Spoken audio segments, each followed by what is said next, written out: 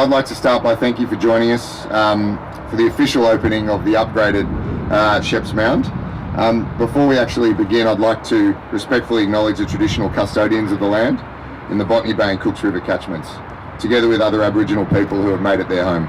Well, thanks Hugh, and let me also extend my welcome to everybody here today. It is fantastic to be celebrating our aviation enthusiasts and also honour the memory of a much loved member of our very close-knit plane spotting community. I'd also like to join Hugh in welcoming our special guests this morning, in particular Jeff and Alan Shepherd. So thank you for coming. And it's actually projects like this that really add to the heart and soul of the airport, and that's why this is a really special celebration for us today. We know we have a fantastic community of aviation enthusiasts, and for many years you've been spending time on this very site to capture all of the action that we can see on the runway behind me. And it's been a meeting place where old friends catch up, new friends are made, all over a common passion for aviation. The lovely grassed areas now, we hope we'll actually see lots of families with their children here. I was just talking to Matt and the possibility of actually having school children here as well, who can actually learn about the wonderful history of what is one of the oldest operating airports in the world.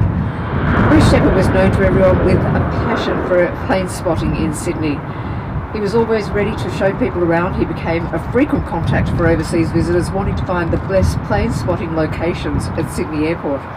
And his YSSY forum was actually followed by a global community, with so many people actually never meeting him but feeling that they actually knew him through his frequent posts.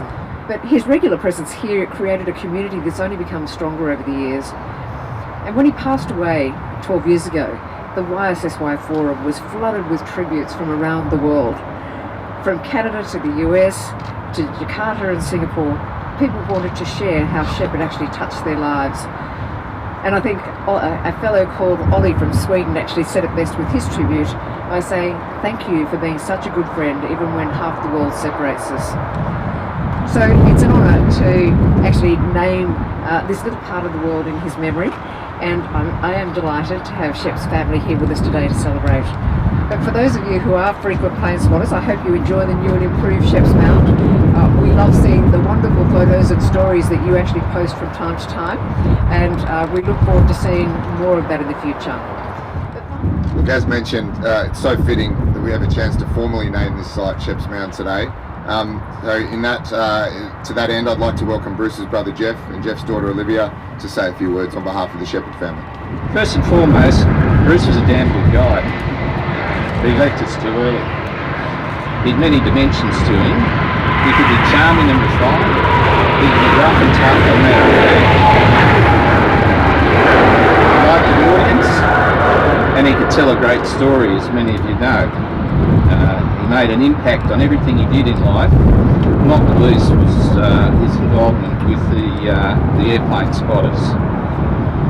Bruce was one of the youngest to graduate from the New South Wales Police Academy in Burke Street. He served with distinction and was duly recognised by his peers for his law enforcement prowess. He was a founding partner of Eastside Protection, a successful security business that still operates here in the eastern suburbs and around Mascot. He was a Freemason. He became master of the lodge that he was associated with, and he enjoyed his time as a Freemason. He established himself in a small delicatessen business in Wynyard, where his love of food and cooking was further developed along with his race car. And he honed his skills for cooking, working alongside Kylie Kwong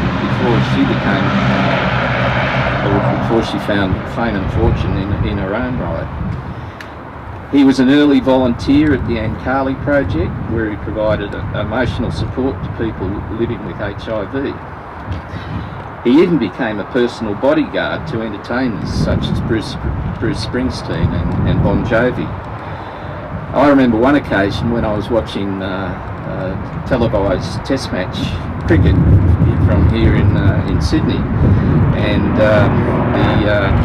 the cameras were looking at two people in one of the stands, two people sitting together, and they zoomed in on them, and the commentator said, "Oh, that's Elton John there." I hope he's enjoying his day with the cricket. I wonder who that guy is with him. It was Bruce on one of his security assignments. Bruce quickly became well known in aviation circles, both inside and outside the fence at Sydney Airport.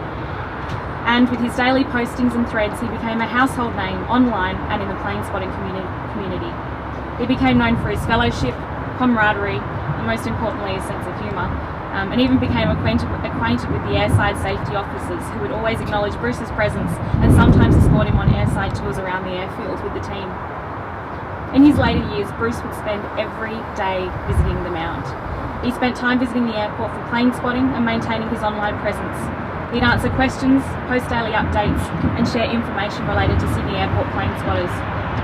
Plane spotters from all over the world who travelled through Sydney would often arrange to meet up with Bruce, and he would take them around the airport, visiting the different spots and locations and taking photographs. He'd help visitors transfer between terminals or just take them out for lunch and show them the sights of Sydney. Plane spotters wanted to meet him, and Bruce was all too willing to give his time and knowledge to the cause. You can imagine our surprise and delight when Dad told us he was called by Sydney Airport to inform him of plans for the Mound and his testament to Bruce. The family sees that here today, almost 12 years after his passing. Bruce's memory will live on thanks to you, Kurt, and those in the plane spotting community. Thank you to Kerry and the Sydney Airport family who made this magnificent facility possible.